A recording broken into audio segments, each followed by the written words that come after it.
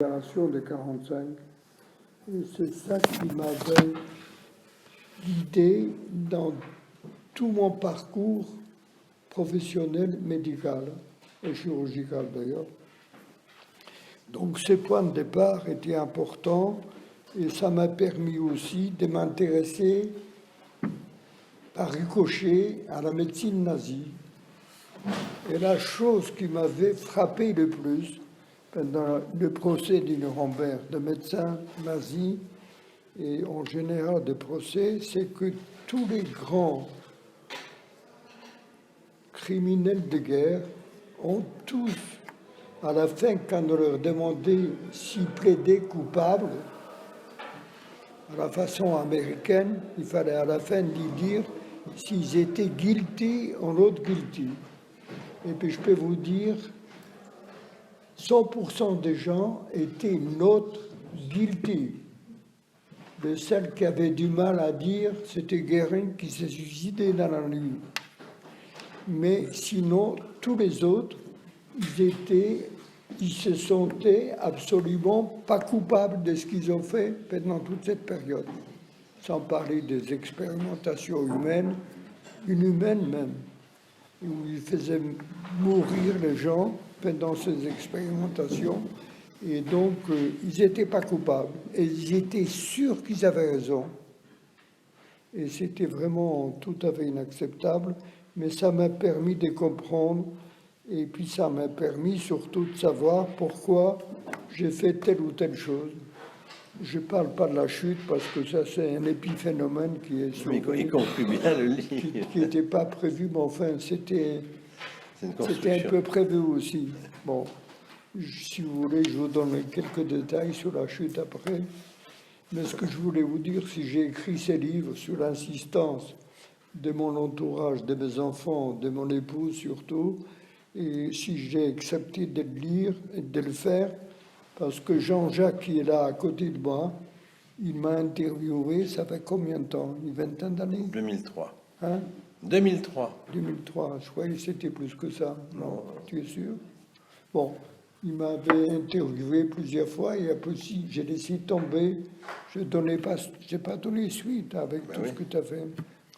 Et puis finalement, je suis revenu pour voir ces livres en 3 parties, vivre, survivre et revivre. Et c'est très important. Et je vais résumer en quelques mots. Vivre, c'est la première partie de ma vie, depuis ma naissance jusqu'à 11 ans, jusqu'à la guerre, de 39-45. Et c'était la vie normale.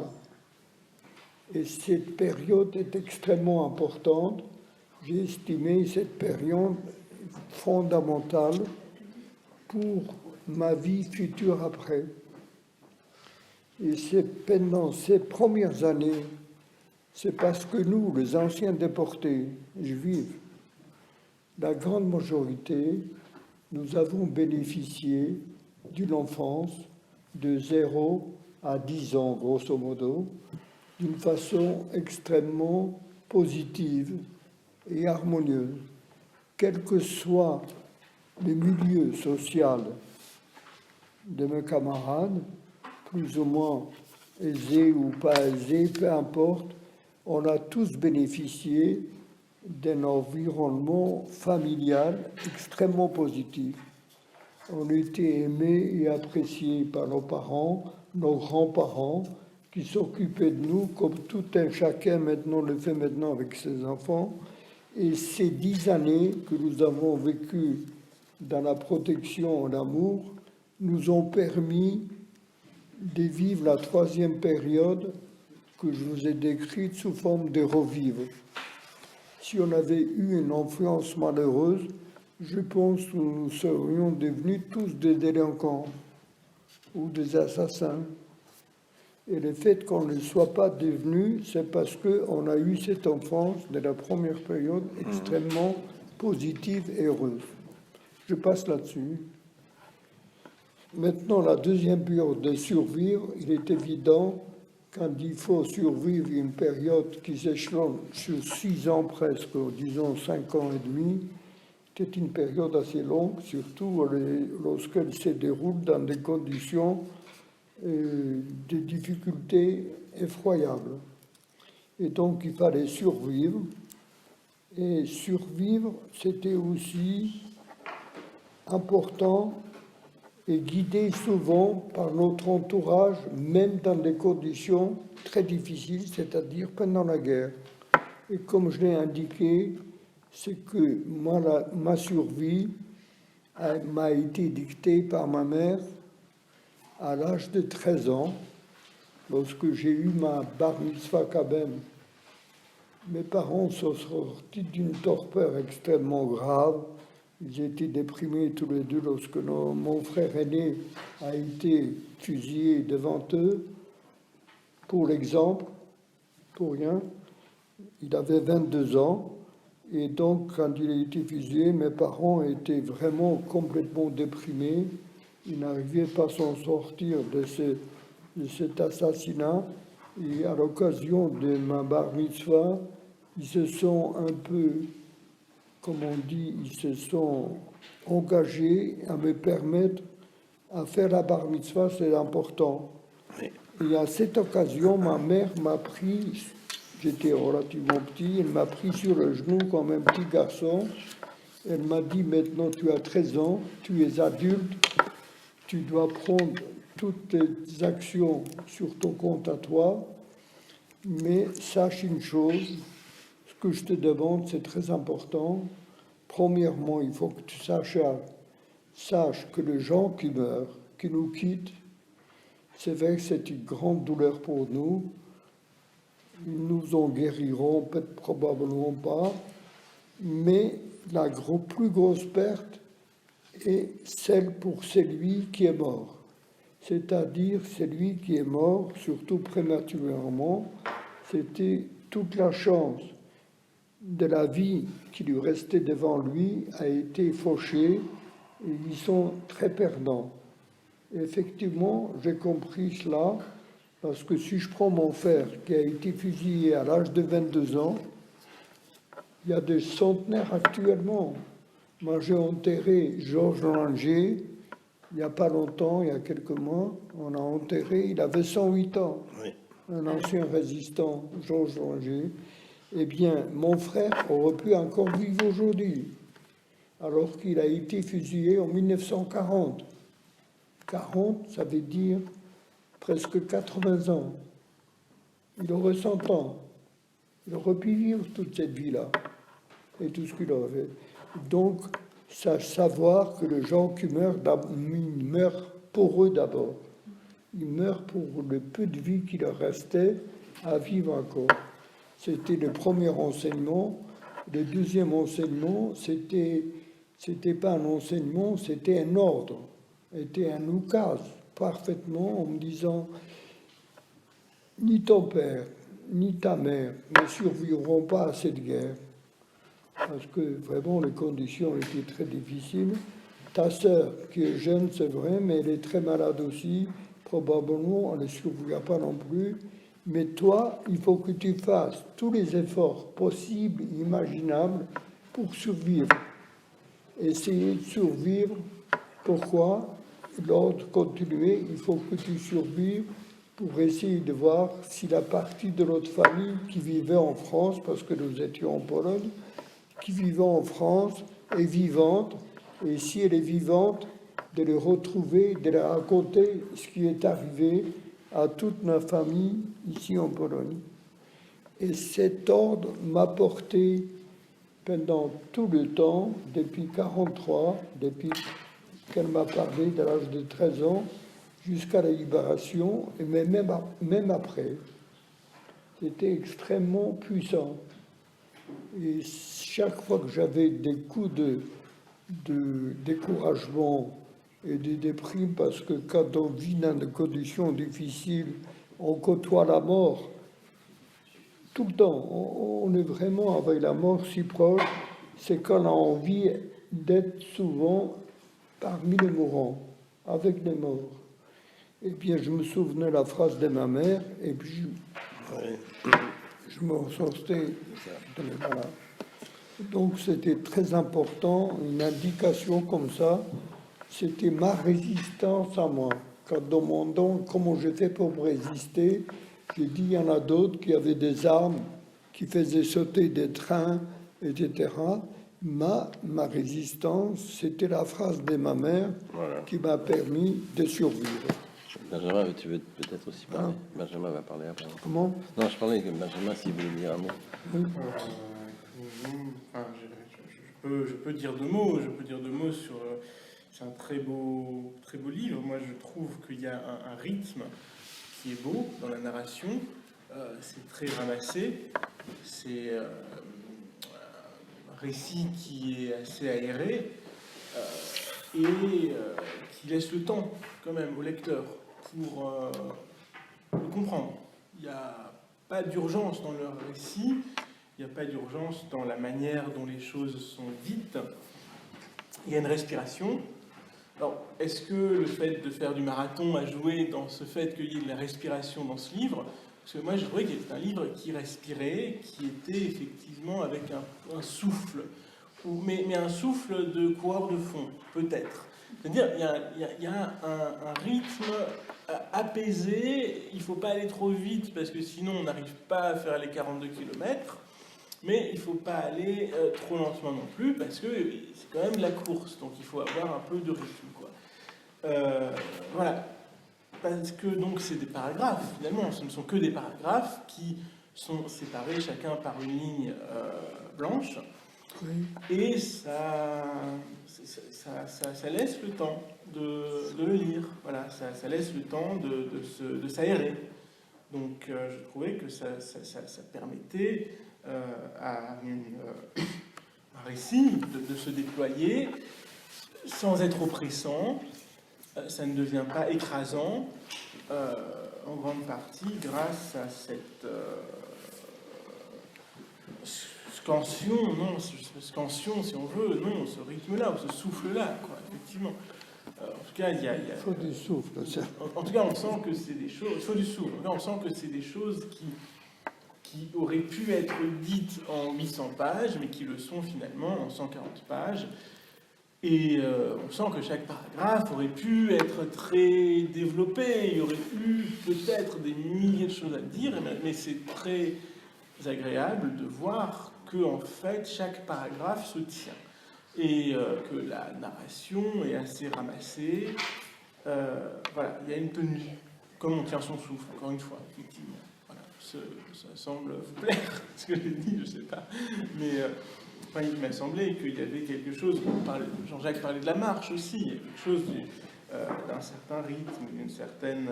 Et donc, ce qui permet de ne pas sombrer dans le pathos et de ne pas sombrer non plus dans le lyrisme, quoi. Après, bon, sur la question, je pourrais rajouter que, bien sûr, Jean-Jacques parlait de l'expérimentation médicale. Il n'y a pas que de l'expérimentation médicale, il y a eu aussi de l'extermination médicale à grande échelle et volontaire des malades psychiatriques. Voilà, c'est ça. Parce que moi, il y en a eu 2 dans ma famille, de personnes qui ont été tuées pas comme juifs, mais apparemment un demi-frère de ma grand-mère, dont on n'avait pas entendu parler, jusqu'à ce qu'il y a un an, un chercheur américain nous dit, tiens, qu'il a trouvé dans des archives quelqu'un qui a été reconnu comme son fils par mon grand-père. Et c'est un chercheur américain qui a dit, est-ce que c'est quelqu'un de votre famille? C'était à mon père qui a dit ça. Et il s'avérait que mon grand-père avait eu un enfant hors mariage avec une catholique, après que sa première femme ait été internée à l'asile, parce qu'elle avait fait une psychose puerpérale. Oui. Après la naissance de ma grand-mère, la mère de ma grand-mère a fait une psychose puerpérale. Donc, la première femme de mon grand-père a été internée. Elle n'a pas pu suivre les autres en France. Et elle a été tuée pendant la Première Guerre mondiale. Et mon grand-père a eu un enfant hors mariage d'une catholique du village, qui a été reconnu apparemment. Et cet enfant, à 9 ans, a été tué parce qu'à 6 mois, il avait eu apparemment une méningite. Donc, il a ensuite développé des séquelles neurologiques. Sous prétexte, Voilà. double prétexte. Oui. Le premier, ce sont de malades qu'on ne peut pas soigner, qu'il n'y a pas de soins. Le psychiatrique enfermés dans des centres psychiatriques allemands qui n'ont rien à voir avec les juifs, avec les tziganes, rien. Ce sont des malades incurables. On ne peut pas les soigner. Mais le deuxième facteur, encore plus important, c'est que c'est une façon de ne pas permettre à la race aryenne supérieure de rester pure. Parce que ces gens qui étaient allemands comme les autres avaient des relations sexuelles dans le centre psychiatrique et ils avaient des enfants, et des enfants qui avaient souvent des troubles psychiatriques qu'ils ont hérités de leurs parents, et par conséquent, ils souillaient la race aryenne supérieure. Et c'est à cause de ces deux éléments, l'incurabilité et la fonction délétère raciale, qu'il fallait les supprimer. Et les premières expérimentations de gazage ont été faites sur les malades psychiatriques allemands dans le centre psychiatrique. Et moi, quand on m'avait proposé de travailler dans un grand centre psychiatrique à Paul-Guiraud, à Villejuif, que vous connaissez peut-être, qui existe toujours d'ailleurs. Oui. Ben oui, bien sûr, moi j'étais interne à Villejuif. Oui. Et alors, quand on m'a proposé le poste, j'étais déjà très occupé. J'étais un chirurgien très actif, etc. Hospitalier et libéral, les deux choses. J'ai dit, j'ai pas le temps, c'est pas possible, ça m'intéresse pas. Et une fois que j'ai refusé, quand je repensais aux malades psychiatriques, et je pensais justement aux malades psychiatriques allemands, j'ai dit non, c'est pas possible. Et moi, il faut que j'aille soigner ces gens-là pour m'assurer que ces gens, on peut les soigner comme tout le monde. Même s'ils sont malades psychiatriques, on peut leur donner le soin qu'on donne à tout un chacun. Et j'ai accepté le poste que j'ai assuré pendant 30 ans. Et je ne voulais pas l'abandonner à cause de cela, parce que je pensais que je rendais service à ces malades sur le plan médical, chirurgical. D'ailleurs, j'ai même fait intervenir mon épouse entre-temps, qui est devenue une psychanalyste. Hein? Bon, je lui ai fait montrer une ou deux hospitalisations abusives dans ce centre psychiatrique, et puis elle a étudié avec moi. En tout cas, c'était très instructif, et j'ai démontré que ces malades étaient soignables et curables comme tous les autres. C'est pour aller contrer un peu la médecine nazie. Oui, mais ça... Oui, bon, deuxième problème qui a été soulevé là, c'est le problème du souffle et du marathon, etc. Ça aussi, c'était un pur hasard. Il faut vous dire, mes 50 ans, c'était exactement 79, les 50 ans, je me suis dit que je devais changer quelque chose dans ma pratique quotidienne, parce que j'ai eu à l'époque 2 collègues qui sont morts subitement, des chirurgiens, des collègues chirurgiens, un pendant sa consultation et un autre après une opération. Ils sont morts de crise cardiaque à l'âge de 50 ans. Je me suis dit quand même, c'était un métier pas anodin, et on avait des tensions quand même, un travail fatigant, une tension nerveuse qui n'est pas très apparente mais qui existait. Je me suis dit, il fallait que je change quelque chose dans ma façon de faire quotidienne, alors que je n'étais pas sportif du tout. Eh bien, en vacances, justement, de cette année de mes 50 ans, je me suis mis à marcher dans un parc magnifique, dans le midi de la France, dans le Haut-de-Cannes, peu importe. Et dans ce parc, c'était de marcher là-dedans, c'était tellement merveilleux que j'ai pensé à ma marche de la mort que j'avais effectuée en 1945 entre Auschwitz et Buchenwald. J'ai comparé ces 2 marches, celle-ci sous la neige, dans le froid, avec des exécutions sommaires, avec des morts par milliers et tout ça, Et cette marche magnifique dans le midi de la France, dans un parc magnifique et tout ça, je me suis dit, voilà, c'est ce qu'il faut faire. Et en plus, je me sentais beaucoup mieux. Je marchais 2 heures par jour, d'une façon assez énergique. Rentrant à Paris, j'ai tout de suite vu que mon emploi de temps ne me permettra jamais de trouver 2 heures par jour pour marcher comme ça. Donc j'ai dit, il faut que tu renonces, ou tu arrêtes tout, ou tu trouves une autre solution. Et à l'époque, on commençait déjà à parler un peu de la course à pied. Ça commençait seulement. Eh bien, je me suis dit, si je cours, je gagnerai du temps, c'est-à-dire je pourrais faire l'effort de la marche de 2 heures, je pourrais le faire en moins de temps. Et en moins de temps, peut-être que je vais le trouver. Et c'est comme ça, d'ailleurs, j'ai écrit la méthode. Et je vous signale, cette méthode a été copiée récemment par des fils, en fait des enfants ou des petits-enfants, des amis à moi, qui ont repris ma méthode dans mon livre pour commencer à courir à l'âge de 45-50 ans. Et-il, je parle de Fabienne. Enfin, je ne donne pas de nom, mais enfin, elle sait. Donc, il y a des gens, j'ai donné la technique, parce que je me suis dit, si tu cours, je savais qu'il y avait un risque cardiaque évident pour des gens qui ne sont pas entraînés, qui ne sont pas des grands sportifs, de se mettre à courir. Il y avait un risque vraiment important. Donc j'ai dit, tu vas y aller doucement. Et j'ai trouvé une méthode qui est publiée publiquement. Tu as vu la méthode? Oui, c'est lu. Enfin, j'ai lu. Donc, rajouter une minute. C'est-à-dire commencer par 10 minutes. 10 minutes par jour. 10 minutes, tout le monde peut courir 10 minutes. Sans se forcer, il peut faire 10 minutes. Même Jean-Jacques qui est à côté de moi, tu peux faire 10 minutes. Non? Et puis j'ajoutais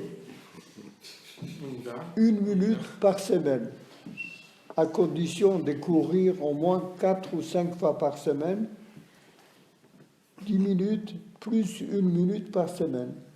Et comme le mois avait un peu plus que 4 semaines, sauf peut-être le mois de février que nous vivons actuellement, tous les mois avaient un peu plus, je me suis autorisé d'augmenter, non pas 4 minutes par mois, mais 5 minutes par mois.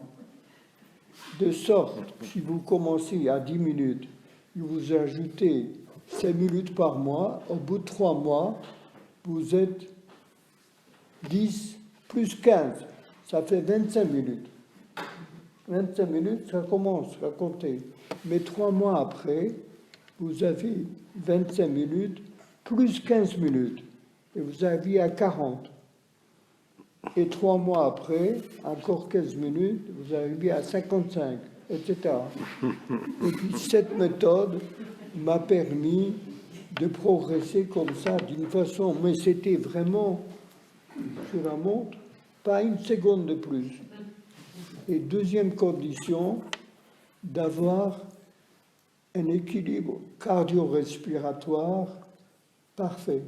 C'est-à-dire ne pas courir trop vite, ne pas être essoufflé, de respirer profondément, mais donc la vitesse ne comptait pas. Si tu étais essoufflé, il fallait ralentir un peu, et de sorte que j'ai pu progresser avec cette méthode, et pour faire rapidement le demi-marathon, le Paris-Versailles de 14 km, etc. Et c'était tout à fait naturel et normal. Et des gens ont suivi ma méthode, d'ailleurs, d'une façon tout à fait positive. Est-ce que c'est une méthode de survie? Comment? Est-ce que c'est une méthode de survie? De survie? Non, c'est une méthode de vie. Oui. Pas de survie. Oui, là, c'est fini.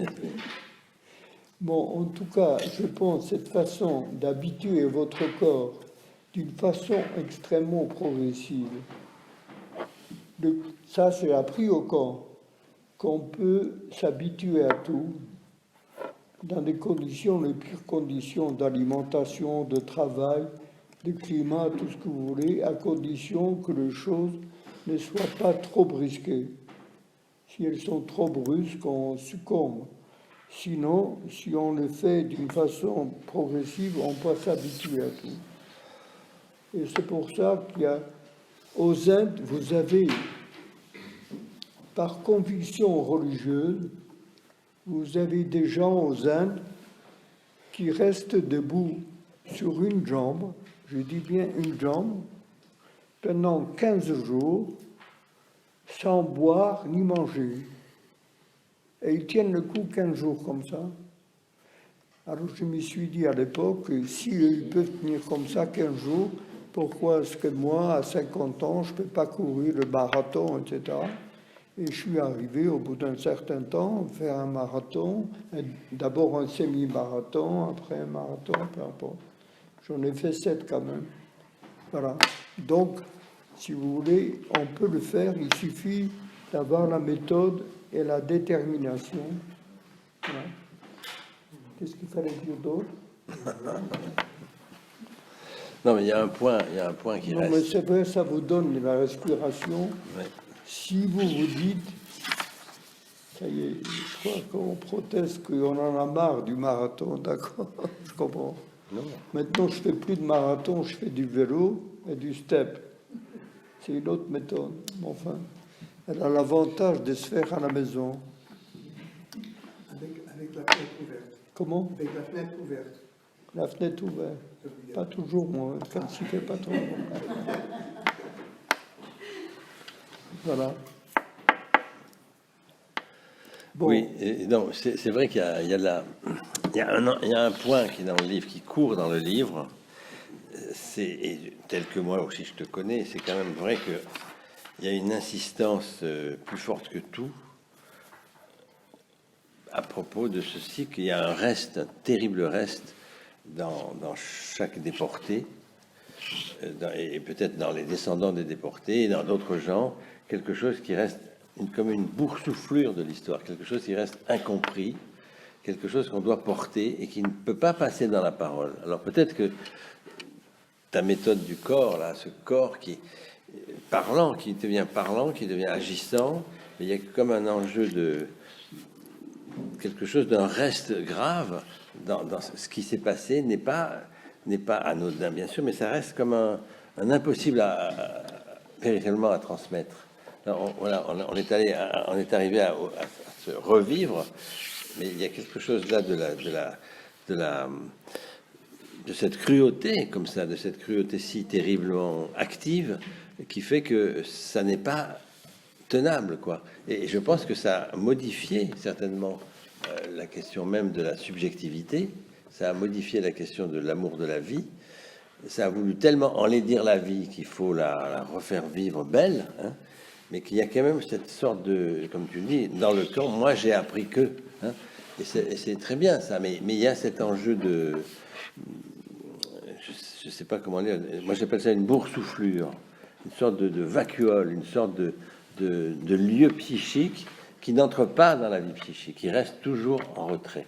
Est-ce que tu vois ce que je veux dire? Cette sorte d'impossibilité, évidemment, qui ne se cicatrise pas et qui en même temps, bon, fait moins mal, c'est moins victimaire, c'est moins.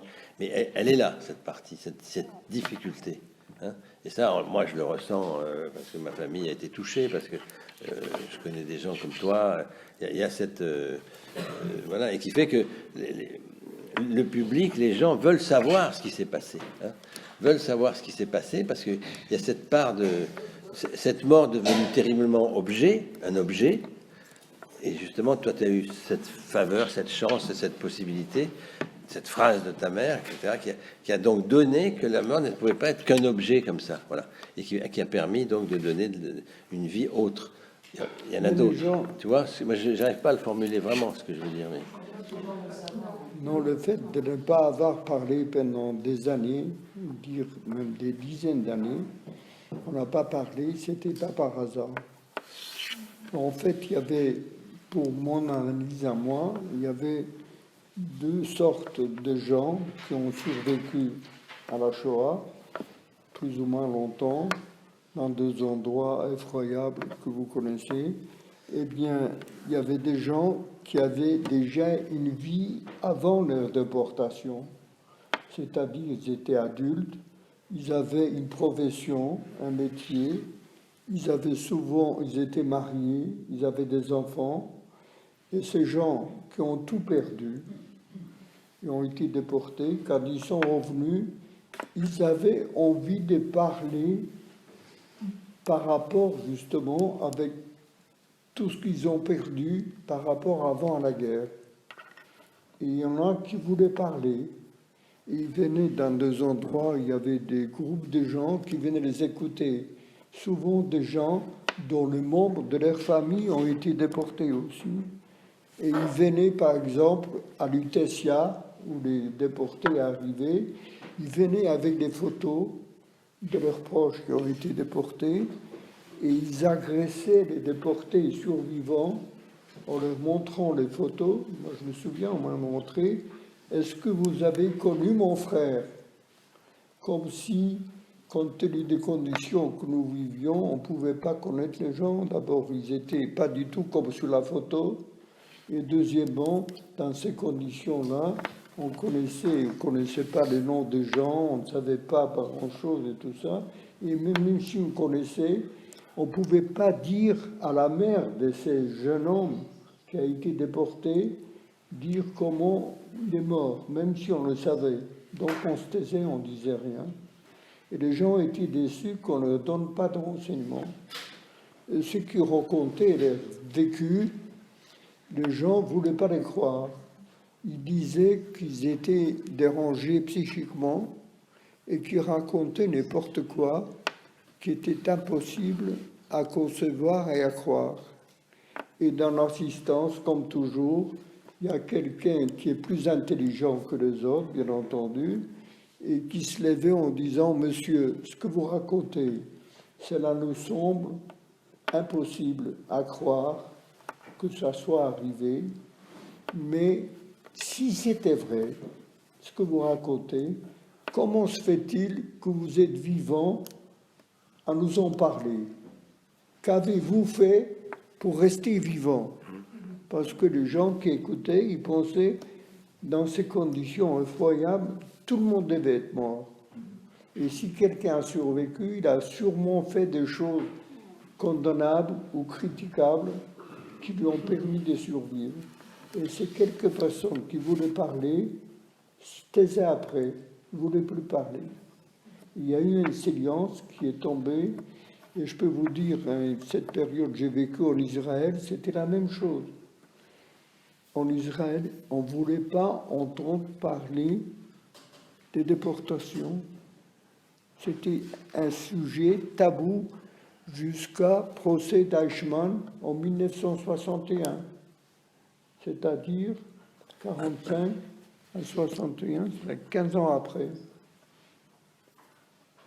Il a fallu un procès, il a fallu la Alors, c'est le procès qui était un procès officiel par l'autorité du pays, et on a convoqué certains témoins qui voulaient témoigner, qui ont connu Eichmann, etc.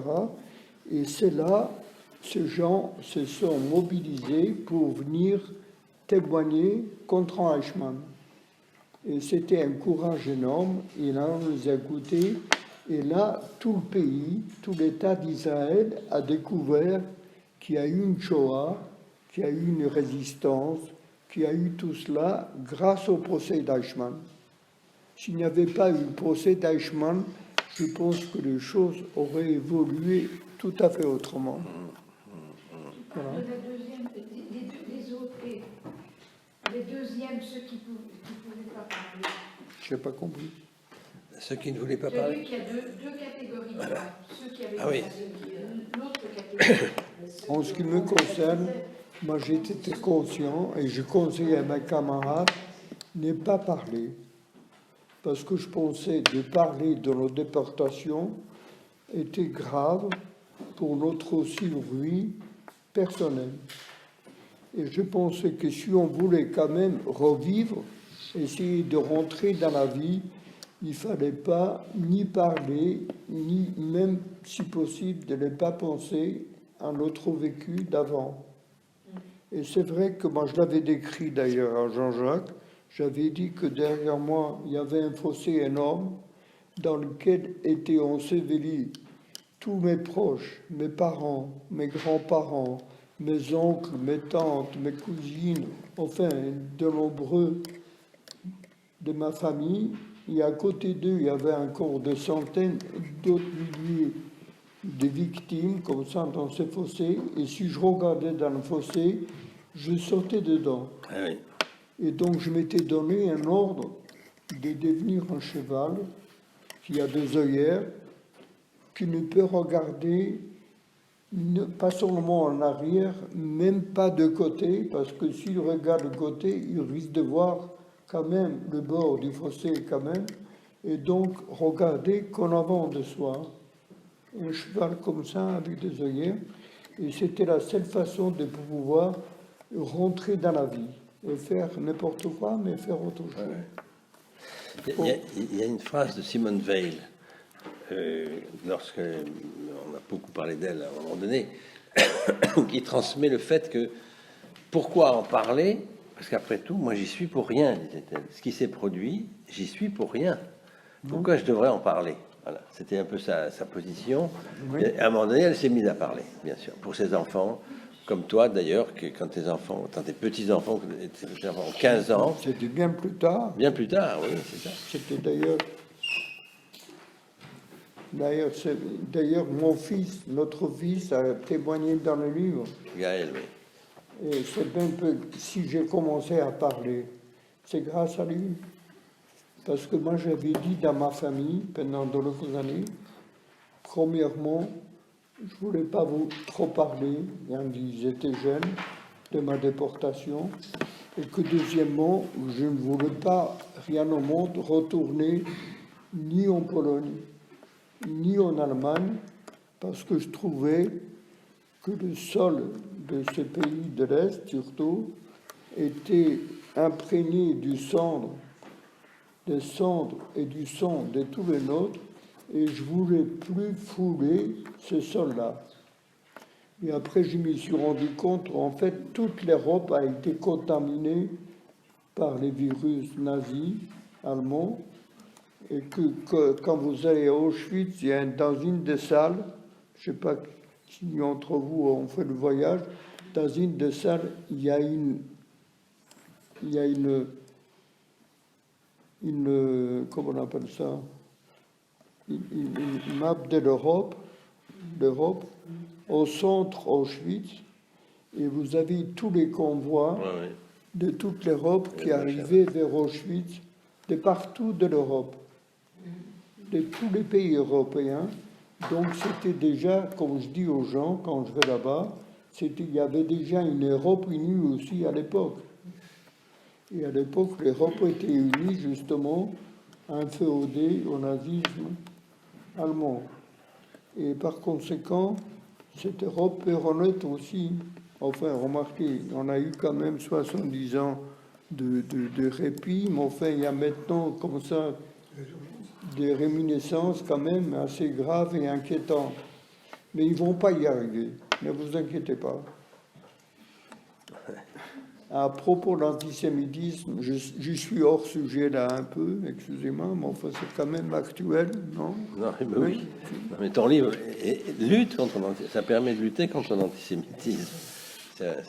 À ce propos, je peux vous dire, il n'y a pas longtemps, il y a 1 mois et demi, j'ai fait une intervention en mémorial devant 4 classes de terminale de province, de jeunes gens comme ça, un peu de tous bords. Et puis il y avait des questions après. Une des questions qui m'a interpellé beaucoup était la suivante. On m'a demandé, monsieur, après tout ce que nous avons, est-ce que vous pensez que l'antisémitisme peut s'arrêter? J'avoue que j'étais une question pas très courante.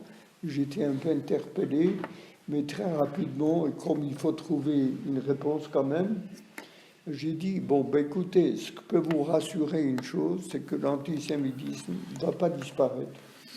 Parce que ça fait plus de 3000 ans qu'il existe. Et j'ai dit en passant, je ne sais pas, peu importe, je ne connais pas l'insistance ici, j'ai dit en passant que le christianisme a mis 2000 ans, j'ai dit bien 2000 ans, vous y êtes en compte, pour admettre deux choses. Pendant Vatican II, admettre deux choses très simples, à savoir qui n'était pas admise, qui n'est toujours pas admise par la majorité de la population polonaise aujourd'hui, à savoir que Jésus était juif au départ. Parce que pour tous ces gens-là, Jésus n'a jamais été juif. Et que deuxièmement, qu'il a été jugé et exécuté par les Romains. Et que la crucifixion était un mode d'exécution purement romain. Et ces deux choses ont été acceptées après 2000 ans. Et ce que ça a coûté comme victime, vous le savez mieux que moi. Donc je leur ai dit, l'antisémitisme ne va pas disparaître et ne croyez pas que l'antisémitisme musulman radical va disparaître en 15 ans alors que le christianisme a mis 2000 ans. Et eux, je ne sais pas combien de temps ils vont mettre, mais ils vont mettre fin. Ça se terminera, je ne sais pas dans combien de temps, peu importe. Mais je leur ai dit une chose, sachez quand même, c'est vrai que l'antisémitisme ne va pas disparaître, mais il faut que vous sachiez que pendant ces 3000 ans, tous les grands antisémites et tous les régimes dits antisémites ouverts, depuis les Assyriens, en passant par les Romains, les Grecs, tout ce que vous voulez, jusqu'aux nazis allemands, ils ont tous disparu. Ils ont tous disparu et les Juifs sont toujours là. Et sachez, si parmi vous, il y a des antisémites, vous allez disparaître avant les Juifs. J'ai été applaudi.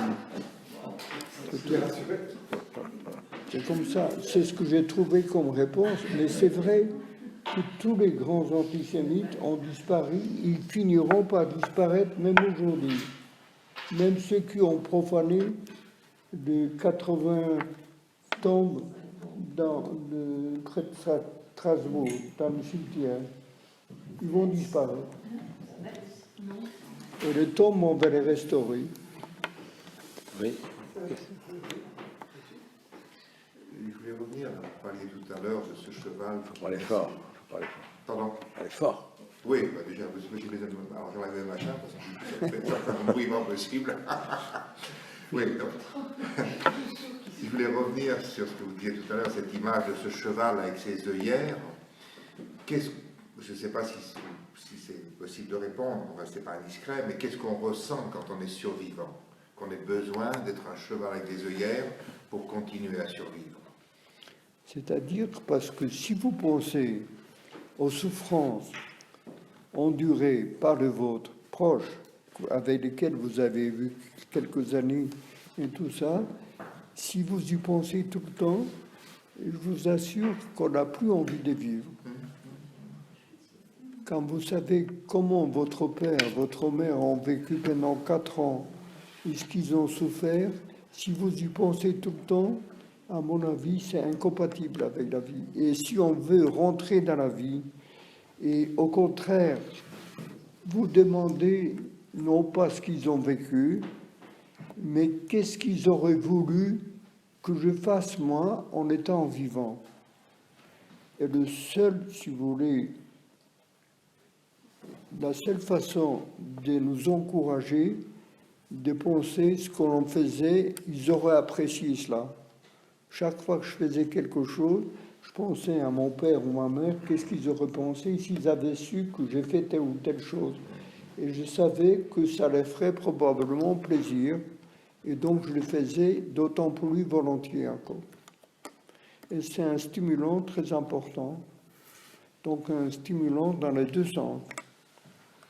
Et cette culpabilisation du lutétia, là où les gens vous disent, mais si tu es survivant, c'est que tu as fait des choses pas avouables quand même. C'était ce qui était sous-entendu tout à l'heure. Je n'ai pas compris. Non, monsieur dit, si tu es vivant, au lutétia, si vous êtes vivant et que les choses terribles ont eu lieu, pourquoi vous êtes vivant? Comment vous avez fait pour rester vivant sans commettre des choses criminelles? À ce propos, je vais vous raconter que le père des Bois, vous savez, le père des Bois, vous avez entendu parler. Le père des Bois, son grand-père, au père des Bois, a été déporté par la STO, le service de travail obligatoire. Hein? Le père de Patrick Desbois. Des Bois. Tu connais pas? Bon, je t'en parlerai. Non, on m'expliquera plus tard. Ouais. Non, c'est un monsieur, c'est un prêtre. Son Je grand-père t'expliquerai. était STO en Ukraine et il a assisté aux exécutions massives des Juifs, ce qu'on appelle la Shoah par balle, où on a exterminé 1,5 million de Juifs là-bas, des familles entières, grands-parents, parents, les enfants, petits-enfants, tout le monde. Quand il est rentré en France en 1945, il a raconté ce qu'il a vu. Il a assisté aux exécutions massives. Et on ne voulait pas le croire dans la famille. On disait qu'il était vieux et qu'il était fou. Et on ne l'écoutait pas. Et le petit-fils, la même chose, puisqu'il était petit-fils de ses parents et tout ça. Mais quand il est devenu ecclésiastique, quand il est devenu curé, il s'est remémoré ce que son grand-père a raconté. Et il se disait, et si mon grand-père n'était pas si fou que ça, et s'il racontait ce qu'il racontait, peut-être vrai, il faut que j'aille voir moi-même pour savoir ce qu'il a raconté était vrai et pas vrai. Et c'était son stimulant. Il a pris une équipe de télévision qui est partie avec lui en Ukraine. Et là-bas, il est arrivé habillé en curé. Et je vous signale, les quelques juifs qui ont survécu de Shoah par balle, qui sont partis aux États-Unis, en Australie, n'importe où, sont revenus en Ukraine pour essayer de savoir ce que les leurs qui ont été assassinés, ce qu'ils sont devenus. Surtout savoir les fosses communes et tout ça. Personne n'était au courant de rien là-bas. Aucun paysan ne savait rien. Ils n'ont jamais rien vu, ils n'ont jamais rien entendu. Et tous ces gens-là retournaient chez eux, en Australie ou ailleurs, sans renseignement. Le père Desbois, il vient, il va aller voir ces mêmes paysans, habillés en curé. Comme ça, il s'adresse à eux et il leur dit, voilà, moi je suis un curé qui vient de France, etc., peu importe, et je viens vous confesser. Alors, quand les paysans polonais, on vient les confesser, en bon catholique ils sont tout prêts à la confesse. Et ils allaient se confesser, ils racontaient tout ce qu'ils ont vu, ils ont amené le père Desbois lui-même, avec son équipe, où étaient les fosses communes, où on a enterré des milliers de gens. Je vois quelqu'un qui connaît l'histoire. Vous m'approuvez? Nous sommes plusieurs ici à la connaître. Hein? Non, je la connais. Qu'est-ce qu'il dit? Je l'ai invité plusieurs fois. C'est un ami. Et je peux vous dire, si ce n'était pas le père Desbois qui était allé là-bas pour les faire confesser, et en plus, ce qui était intéressant, c'est que certains de ces paysans l'ont remercié qu'ils soient venus les confesser. Parce que certains disaient que ça leur pesait sur la conscience de savoir tout ce qu'ils ont vu et tout ce qu'ils ont vécu, de ne pas pouvoir le sortir. Ils ne voulaient pas le dire aux Juifs qui venaient de l'étranger, mais à un curé, ils sont ouverts à lui. Et ils l'ont remercié d'être revenus, de les avoir confessés. C'est intéressant. Et je peux vous dire, le seul actuellement chrétien, le père Desbois, lui-même, que j'ai vu d'ailleurs à la grande synagogue à Paris il y a un an, avec qui j'ai discuté, il m'a confirmé, c'est le seul qui défend les chrétiens d'Orient. Et ce n'est pas le Vatican qui les défend. Vous avez entendu beaucoup parler, le Vatican, contre les souffrances que subissent les Coptes en Égypte ou ailleurs? Pas beaucoup. Il m'a dit, le Vatican ne fait rien. Et c'est lui qui défend les Yézidis, tous les gens qui sont poursuivis. Ouais. Voilà. Je le connais, je l'ai vu récemment, il s'est fait pousser la barbe, il s'est déguisé en imam, Ouais. il a 7 gardes du corps, pour passer dans la foule, parce que là-bas, maintenant, c'est beaucoup moins Non, c'est dangereux. un type extraordinaire. C'est vraiment. un type étonnant. C'est pour ça que Type je étonnant, crois mais- qu'une personne peut faire plus parfois que tout ce que... Il a été d'ailleurs rejeté et haï à cause de ça. Bon, il a été très très critiqué, mais petit à petit, moi j'étais à New York avec lui, il m'a invité, et François était là aussi, dans je sais pas comment appeler ça, un concile de cardinaux et de rabbins qui se sont rencontrés pour parler de ça. Et il parlait de ça pendant... Voilà. Et c'était tout à fait impressionnant de voir comment il leur apprenait des choses. Et il avait trouvé une méthode pour trouver les fosses où les cadavres se trouvaient, puisqu'il a pris ça à partir de la Yougoslavie. Et il m'a avoué, si ça n'avait pas été lui, on n'aurait jamais eu tous les renseignements Ah ben impossible. sur la Shoah par balle. Et il avait donc pris cette méthode, les femmes en Yougoslavie, à Srebrenica, tout ça, pour retrouver le corps de leur mari, comme ils avaient été tués par balle, elles avaient des aimants, et quand ça commençait à clignoter, elles savaient qu'il y avait un cadavre là-dessous, et elles allaient le chercher. Et c'est ce qu'a fait Desbois, pareil. Il repérait les fosses. À un moment donné, c'est devenu complètement professionnel, sans même céder de cette histoire d'aimantation des balles. Il avait une façon de retrouver et de voir, et il avait formé son équipe. Il a formé son équipe, ça continue, à découvrir toutes ces fosses presque à l'œil, comme ça, tout de suite. Et là, il se produit une chose, parce qu'ils n'ont pas le droit de toucher. Ils savaient qu'ils n'avaient pas le droit de toucher aux cadavres. C'est des cadavres juifs. Il était en contact, il est toujours en contact avec une yeshiva ou je sais pas quoi à Londres, où on lui donne l'autorisation d'ouvrir les fosses et de sortir les cadavres. C'est quelque chose d'incroyable. Moi, je suis allé avec lui là-bas. C'est invraisemblable ce qu'il fait comme travail. Et j'ai eu cette phrase avec lui. Hein, ces fosses étaient secrètes pendant très longtemps, cachées. Pourquoi? Parce que c'était des mines d'or pour les paysans là-bas. Oui, ils allaient chercher. Aller chercher et puis chercher les dents des gens. Oui, c'est ils très avaient joli. parfois des bijoux, des montres et tout ça, puisqu'ils étaient fusillés comme ça, ils étaient enterrés comme ça. Et pour eux, c'était une source de revenus extrêmement valable. Donc, ils ne voulaient pas qu'on le sache, ils cachaient. Enfin. Non, ça, c'est des histoires incroyables. Ça. Enfin, c'est vrai que toi, tu as une toute autre histoire, à la limite. Et moi, j'aime pas trop le mot Shoah par balle. Je suis pas d'accord avec ce mot. Moi, je dis tuerie par balle. Pourquoi? Shoah, c'est un mot hébreu qui signifie effectivement la réalisation du meurtre et en même temps la sépulture. Je crois que Lanzmann nous a donné ce mot, la sépulture des morts. Donc il n'y a pas de sépulture par balle. Je veux dire, il y a un truc, on s'est un peu chamaillé avec Desbois là-dessus. Mais moi je l'appelle tuerie par balle. Shoah par balle, je sais. Bon, tuer par balle, d'accord, si tu veux. Moi, on ne faut pas sacrifier. Moi je m'accroche là-dessus. Parce que c'est vrai on peut pas, enfin cela dit, bon, en tout cas, c'est pas ça. Vous savez, les négationnistes, par exemple, ils disent il n'y a jamais eu 6 millions de juifs exécutés. Où sont les cadavres d'abord? Il n'y a pas de cadavres, bien entendu. Et deuxièmement, le problème de nom. Vous savez, actuellement, il manque encore 1 100 000 noms. Il y a presque 5 millions nominaux. Et il manque 1 million. Et alors, Yad Vashem s'est demandé comment se fait-il qu'il manque 1 million de noms. Et on le sait.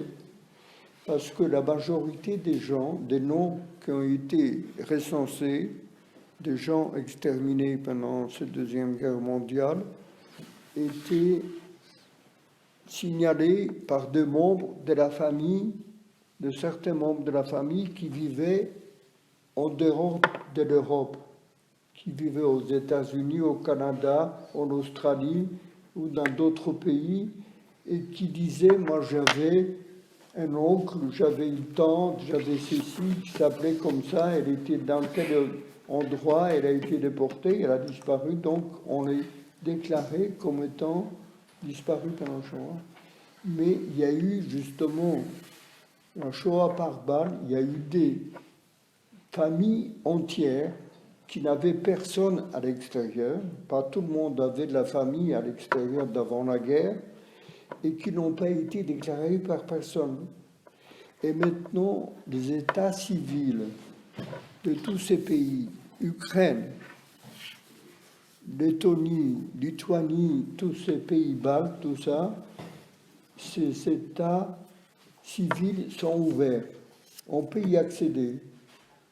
Et Yad Vashem travaille dans tous ces pays actuellement d'une façon extrêmement importante et on retrouve des noms dans l'état civil qui ont été, il y en a qui ont été détruits, mais ceux qui n'ont pas été détruits, mais je suis sûr qu'on arrivera aux 6 millions.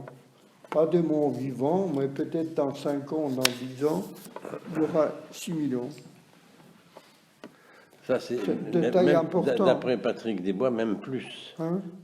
Pour Patrick Desbois, il y a même plus que 6 millions, d'après lui. Avec ce qu'il a trouvé, oui. Il dit qu'il y a sûrement plus, il faudra le dire, il faudra le prouver.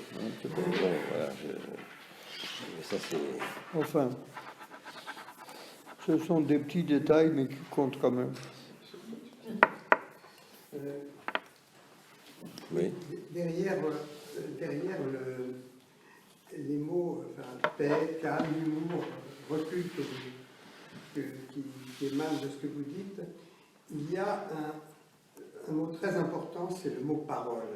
Parole comme étant l'ordre, en quelque sorte, que votre maman vous a donné le jour de votre bar mitzvah. C'est primordial. Et ça a été votre chance.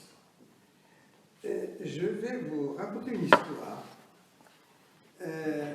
J'ai rencontré il y a peu de temps un monsieur qui est un comédien. Qui est un comédien et qui avait pour neveu un autre comédien. Cet autre comédien a caché un enfant pendant la guerre. Il l'a caché dans une armoire. Et il était nourri de temps en temps. Et toute la guerre, il a été caché dans cette armoire. Et ce comédien s'appelait Jean Le Poulain. Jean Le Poulain a raconté donc cette histoire à son parent. Et il a appelé cet enfant l'enfant de la bibliothèque de l'armoire. Après la guerre, cet enfant a survécu et il lui est resté quand même des traces puisque c'était l'enfant du silence. Il a eu beaucoup de mal à parler et derrière cette parole manquante, il y avait énormément de violence. Une violence impossible à maîtriser.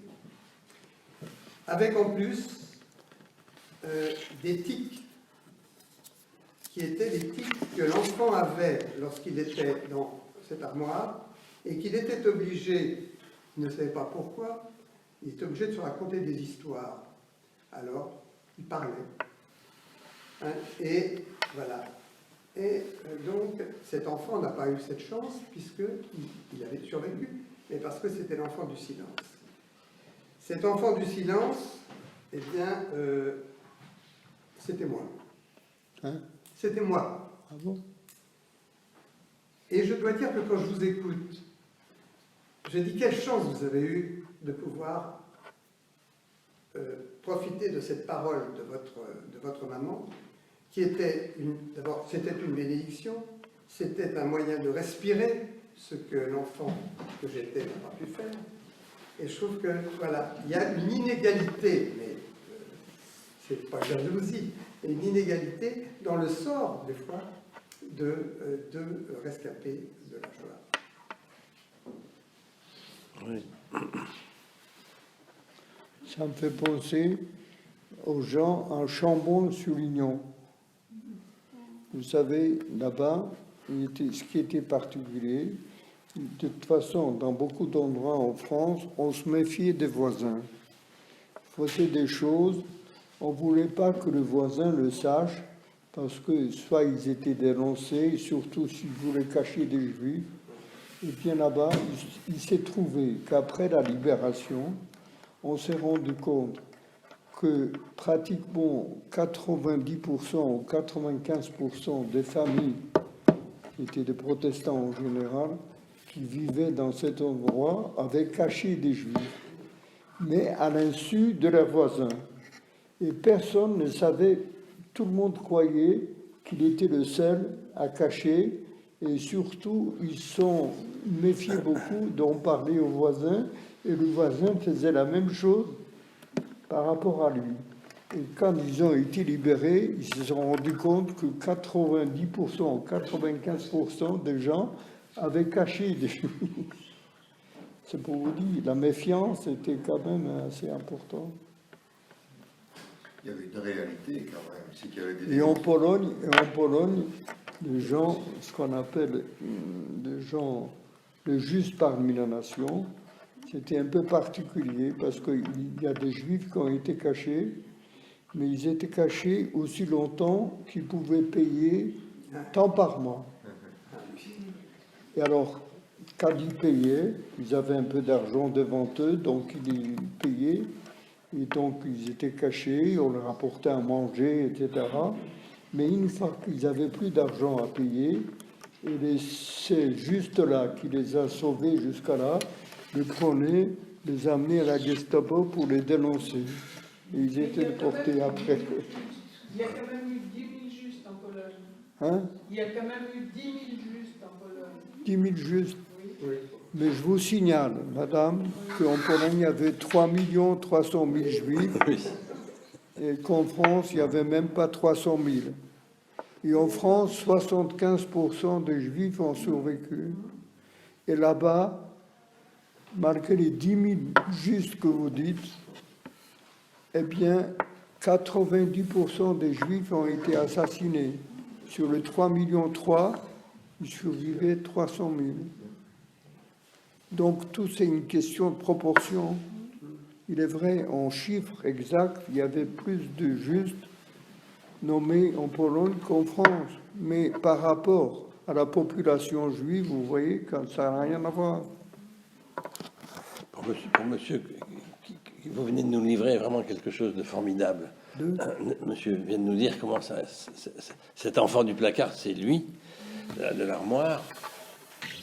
Il n'y a pas de rivalité, mais il y a quelque chose là. Notre fils Guillaume Moscovitz a fait un film qui s'appelle Belzec sur justement ces cadavres qu'on voit émerger parce qu'au moment, les eaux réapparaissent à la surface de la prairie. Mais il y a en même temps, à l'intérieur de ce film, il y a, on pourrait dire un autre film. Enfin, il y a une femme, une petite femme qui vit maintenant en Israël, une fille qui avait à l'époque 11 ans. Qui a été caché par une certaine femme polonaise sous une tonne de bois dans un trou, et elle est restée là pendant 2 ans. Quand elle est sortie de cet endroit à la Libération, je sais pas, elle a regardé le ciel, elle a dit mais c'est quoi ça? Et pour vivre, vous vous racontiez des histoires, elle pour vivre, alors cette femme polonaise qui aurait pu disparaître, coup de chance, elle lui a amené du papier pour ses besoins, de la nourriture et tout ça. Mais elle parlait avec les araignées, avec les cafards, avec les bestioles. C'est incroyable. Et mon fils l'a fait venir d'Israël, tu sais, ce film de Belzec.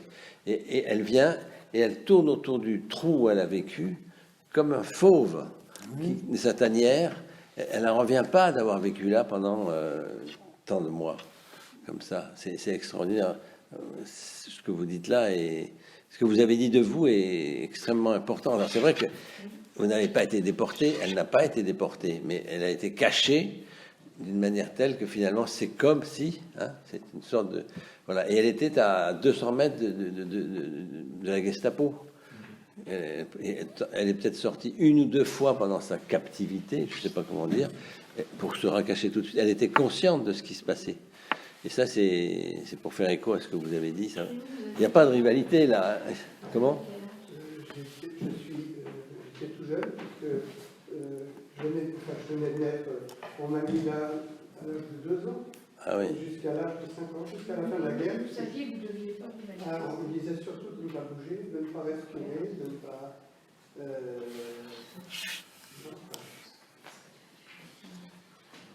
Et le mot parole, vous avez la parole. Oui. Merci pour cette parole. Oui. Oui. Hein? Je veux quand même rendre hommage au juste parmi les nations. Le fait qu'au mémorial, il y a à l'intérieur, il y a la liste de noms de tous les déportés, et qu'à l'extérieur, il y a la liste des justes, où il y a tous les justes qu'on connaît. Il y a encore de justes qui ne sont pas déclarés. Il y en a beaucoup. Je veux répondre à cela parce que je n'ai jamais pu aller voir Jean Le Poulain. Pour moi, c'était impossible.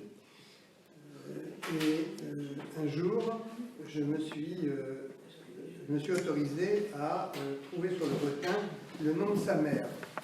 Et sa mère habitait Boulevard du Montparnasse. Et j'ai dit, oh, je vais quand même y aller. J'ai sonné et j'ai entendu une petite voix qui était la voix de Corinne, sa nièce, la petite fille, qui me disait, ah, mais ma grand-mère va bientôt venir, elle est allée faire des courses. Et je n'ai jamais pu sonner. J'ai dit je reviendrai et je n'ai jamais pu revenir. Donc j'ai raté l'occasion d'en faire un juste. Mais c'était pour moi une impossibilité, comme l'impossibilité de parler, l'impossibilité de rencontrer. Je l'ai quand même fait, non pas, lui je ne l'ai pas rencontré, mais son frère habitait rue Campagne Première, au 6e, et plus tard je suis allé le voir, et je lui ai dit, vous savez, je suis Pierre, c'est Jean qui m'a caché pendant la guerre. Voilà. Donc j'ai renoué un petit peu avec lui, et je n'ai pas réussi à en faire un juste. Parce qu'il y a des choses, aussi bien la parole ne passait pas, que l'acte ne passait pas. Il y a les descendants quand même. Oui. Ah bah lui, il n'avait pas de descendants. Je pourrais encore le Marie Lacroix, qui a sauvé ma femme, qui était cachée chez elle avec son frère. Elle avait 7 ans et son frère avait 3 ans. Et elle les a sauvés tous les deux. Il y a encore d'autres enfants. Et ma belle-mère, sa mère, a demandé à son fils, qui avait 3 ans, qui a été sauvé par cette Marie Lacroix à Miribel, près de Lyon. Elle a demandé à son fils qu'il fasse ce qu'il faut pour qu'elle soit nommée juste parmi les nations. Et son fils a commencé à le faire. Mais quand il a vu tout ce qu'il fallait faire comme une formalité, tout ce qu'il fallait remplir, les témoins et tout ça, il a dit à sa mère, moi je ne peux pas m'en occuper, ça prend trop de temps, je n'ai pas le temps, je vais travailler et tout ça. Bon, pas. Et ma belle-mère m'a convoqué. Elle m'a convoqué, elle m'a dit, mon fils Georges n'arrivera jamais à faire ça, moi je ne vais pas mourir avant que Marie Lacroix soit nommée juste parmi les nations. Et je m'y suis, sur sa demande à elle, je m'y suis engagé pendant 2 ans et je suis arrivé à la faire nommer juste parmi les nations. Et on a fait une grande cérémonie pour les 2 familles qu'on doit rencontrer. Madame. Non, ce qui est très étonnant, c'est que dans le village, ça ne se savait pas. Ils viennent de le découvrir. C'est-à-dire 75 ans après, ils découvrent que quelqu'un, dans leur village, à Miribel, a joué ce rôle. Et du coup, ils nous ont retrouvés, c'est eux du coup qui nous ont cherchés, et nous invitent pour le 7 et le 8 mai pour une cérémonie. C'est tout à fait étonnant, parce que le village, c'était complètement... ça avait passé. Ouais. Non, ça ne se savait pas. Non, en plus, ce qui était absolument extraordinaire, c'est ce modèle de transmission que vous avez pu faire. Moi, je n'ai pas pu, même au niveau de mes enfants. Jamais on n'a parlé de cela. Et un jour, j'ai dit à ma fille, mais je lui ai posé une question, elle m'a dit, mais papa, tu n'as jamais pu nous parler de quoi que ce soit. Mais parce que moi, le peu, toute la famille était déportée, mais le peu qui restait, non, jamais parlé non plus. Donc je trouve que c'est bon, moi j'ai l'impression de rentrer dans une famille lorsque vous parlez. Vous voyez, c'est quand même, c'est émouvant. Voilà, il y a des voies qui n'ont pas été prises et puis on ne peut pas le rattraper. Comment? Il faut même avoir la chance. Oui, oui, oui. Ah, mais Et quand vous savez ce que ça représente pour les familles, quand même, des descendants de ces justes-là, c'est extraordinaire. Le Serge, le petit-fils de Marie Lacroix, qu'elle avait sur ses... Elle gardait sur, il y a une photo comme ça avec son petit-fils, c'est lui qui a reçu la distinction pour sa grand-mère qui était morte déjà. Et il est allé à Jérusalem pour inaugurer, vous savez, chaque juste nommé par une nation, on plante un chêne à son nom dans la forêt des justes à Jérusalem. Et il est allé là-bas pour voir le chêne qui a été planté pour sa grand-mère. Quand il est revenu, il m'a appelé, on s'est vu au retour de ses voyages. Pour lui, c'était la chose la plus grande de sa vie qu'il a pu vivre. On ne les coupera pas. Voilà. Donc quand même, vous avez parlé ici. Pardon, oui, Vous- oui. Hein? Oui, mais je dois dire que c'est bien ça. On a libéré Oui. mais peut-être que maintenant, j'y pensais, peut-être que je vais aller voir, s'il est encore vivant, le frère de Jean Le Poulain, s'il est encore vivant, c'est possible, et que, vous voyez, le message sera passé, vous aurez fait une transmission, et que si je pouvais en faire, le nommer en tant que juste, je crois que j'aurais aussi transmis quelque chose. Oui.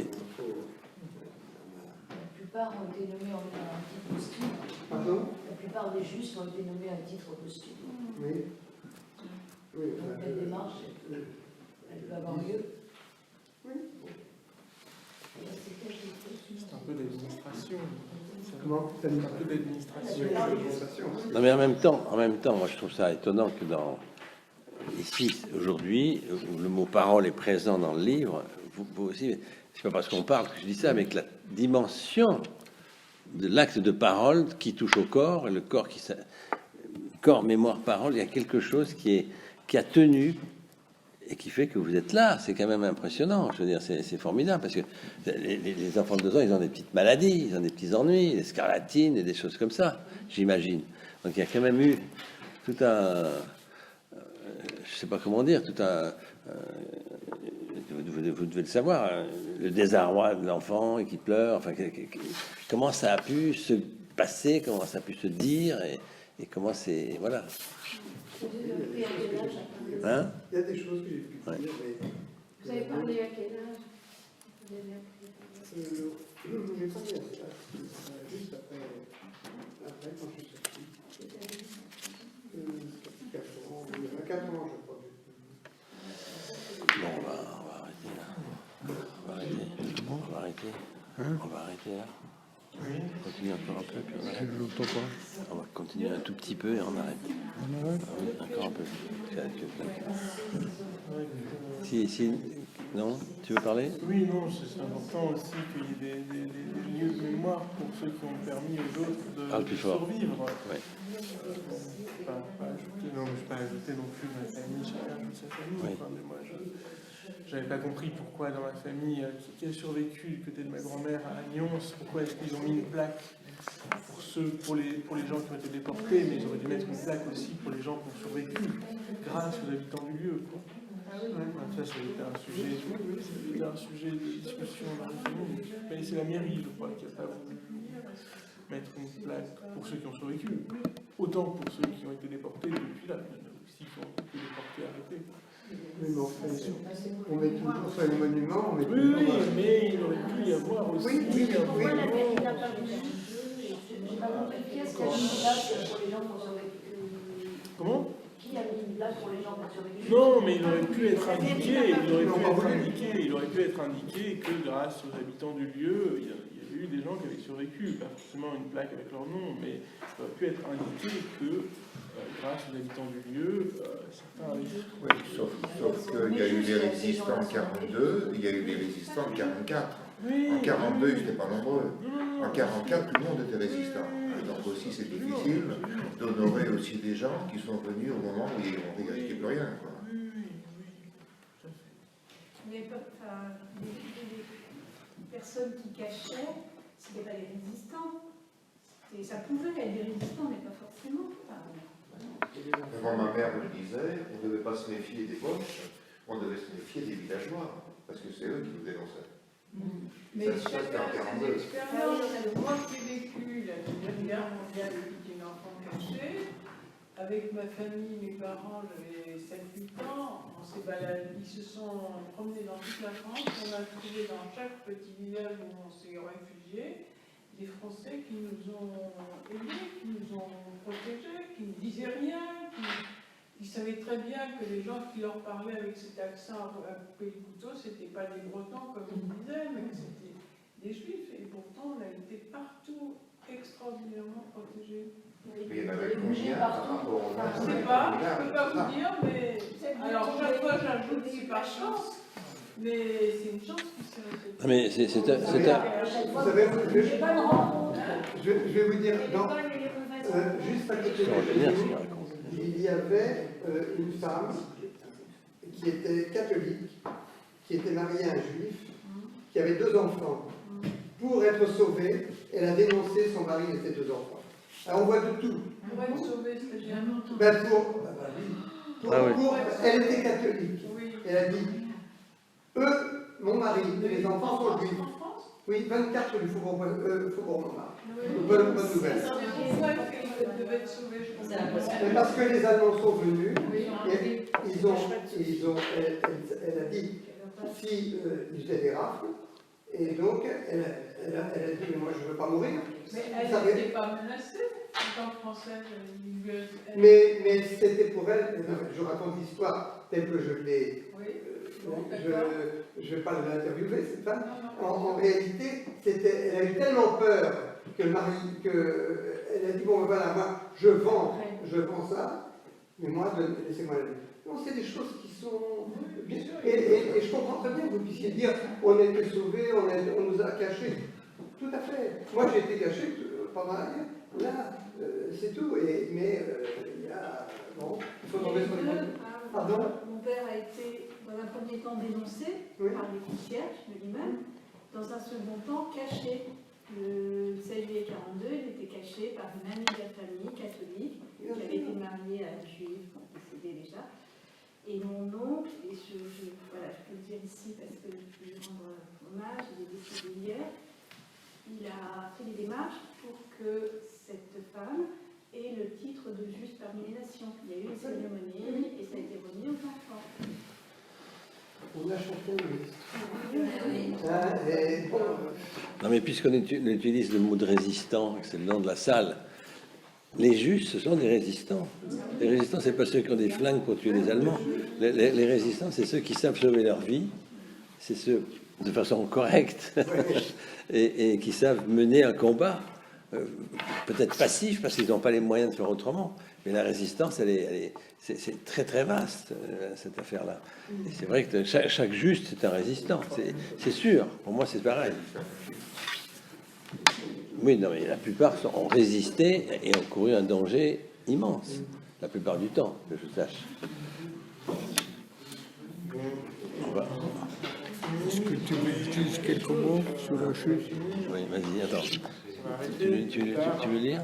Dire que le jaune. Hein? Je peux dire. Oui. Non, quelques mots. Pour terminer, pour terminer, puisque Jean-Jacques a commencé pour parler de la chute. Oui. En 2017, c'est récent, donc il y a 2 ans la chute. Effectivement, il faut dire que mon vécu professionnel au cours des années m'a fait changer. Le fait que j'étais un ancien déporté, que j'ai vu beaucoup de choses avant, m'ont fait modifier complètement ma façon de pratiquer la médecine, surtout la chirurgie et la chirurgie orthopédique. Pourquoi j'ai changé? Parce que quand on est interne, vous êtes en formation, vous avez des protocoles pour telle ou telle lésion, avec tel traitement, immobilisation, plate, temps, etc. Tout est codifié. Et donc, c'est très facile d'appliquer les choses. Et moi, finalement, compte tenu de mon vécu, je me suis dit, ce n'est pas obligatoire, absolument, d'appliquer les choses telles que elles sont apprises depuis des générations, et on peut les mettre, et on doute un peu. Et on doute un peu par mon vécu personnel, par rapport à la souffrance, par rapport aux soins qu'on ne pouvait pas avoir pour telle ou telle lésion, etc. Donc j'ai modifié complètement ma façon de soigner les gens auxquels je voulais appliquer des principes qui me paraissaient justes parce que je les avais vécus. Et si vous voulez, j'avais mis au point pour les lésions traumatologiques pour lesquelles il y avait vraiment des protocoles très précis, de le remettre en question et de mettre des protocoles à moi. Et j'avais imaginé un traitement particulier pour la traumatologie courante. C'est un traitement par la DMP. DMP, ce n'est pas le dossier médical personnalisé, c'est la DMP à moi que j'ai confié à un laboratoire. Il a fabriqué ces médicaments en doses importantes et qu'on peut trouver en pharmacie sans prescription médicale. Et il n'est pas cher, il est gratuit en plus. Et la DMP pour les lésions traumatologiques courantes, pas graves, bien sûr, si vous avez une fracture ou des choses comme ça, d'accord, mais si vous avez ce qu'on appelle la traumatologie courante, la petite entorse, la contusion, etc., l'hématome, tout ça, ça se traite par la DMP, veut dire diminuer votre activité normale, si vous faites du sport, etc., vous diminuez, vous méprisez la douleur, vous ne prenez pas de médicaments, vous méprisez la douleur. D, M et P, vous patientez. Et pour chaque lésion, il y a une durée approximative où la lésion guérit d'elle-même. 21 jours. Voilà. Et donc, patienter, ça peut être 3 semaines, 6 semaines, 2 mois. C'est réservé à tout le monde, pas uniquement aux juifs. C'est pas une application libre, hein. C'est ce qui est Et alors, quand j'ai fait ma chute, là, je me suis dit, il n'y a pas de raison, je ne m'applique pas ce que je conseille à tous les autres. J'ai dit, je vais appliquer DMP. Je ne pouvais pas me relever. Je suis tombé comme un vieillard, étalé comme ça devant, et je n'avais pas la force de me relever. J'avais très mal à la hanche droite. Et les gens sont accourus dans la rue, c'était la rue Saint-Jacques près de chez moi. Ils m'ont relevé. Il y a tout de suite un qui téléphonait à la police secours pour venir me chercher, m'emmener à l'hôpital. Comme ça se fait, un vieillard qui tombe dans la rue comme ça, qui ne peut pas se relever. Alors quand j'étais debout, puisqu'ils m'ont relevé, j'ai vu que je tenais debout. Je me suis dit, attention, tu tiens debout, c'est que tu n'as rien de grave. Puisque si tu avais quelque chose de grave, tu ne tiendrais pas debout. Bon. Alors, j'ai dit non, pas police secours, j'habite pas loin, j'habitais à 50 mètres ou 80 mètres de chez moi. Pas de police secours, je rentre chez moi. Je rentre chez moi, j'ai très mal, mais je me suis dit, tu n'as rien de grave. Et tu fais la DMP, tu diminues. Tu fais plus de sport. Si je faisais un peu de step ou de vélo, tu diminues un peu et puis tu verras comment ça évolue.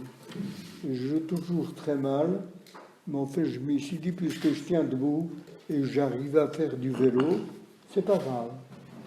Et je fais pas de radio. Et finalement, au bout de 15 jours, je me décide à faire une radiographie quand même, en disant, si j'étais un malade, tu aurais fait faire une radio quand même, parce que tu as mal à la hanche. je fais une radio, la radio montre quelque chose, mais c'est pas évident. Et le radiologue me dit, je crois qu'il y a quelque chose, mais il faut que tu fasses une IRM pour être sûr s'il y a quelque chose.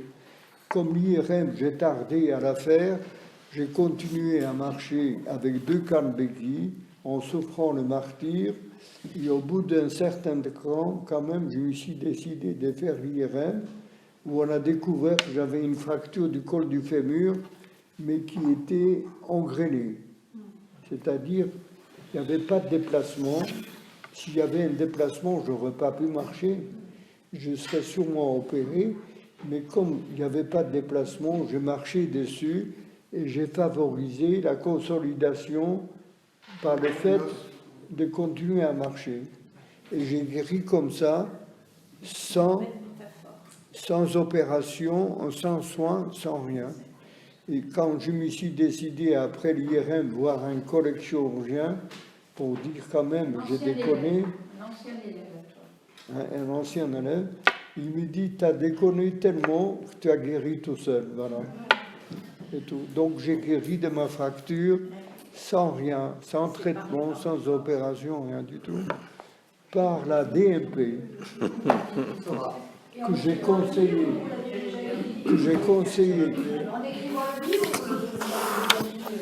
Je courais au Luxembourg quand je montre la moi, et on discutait.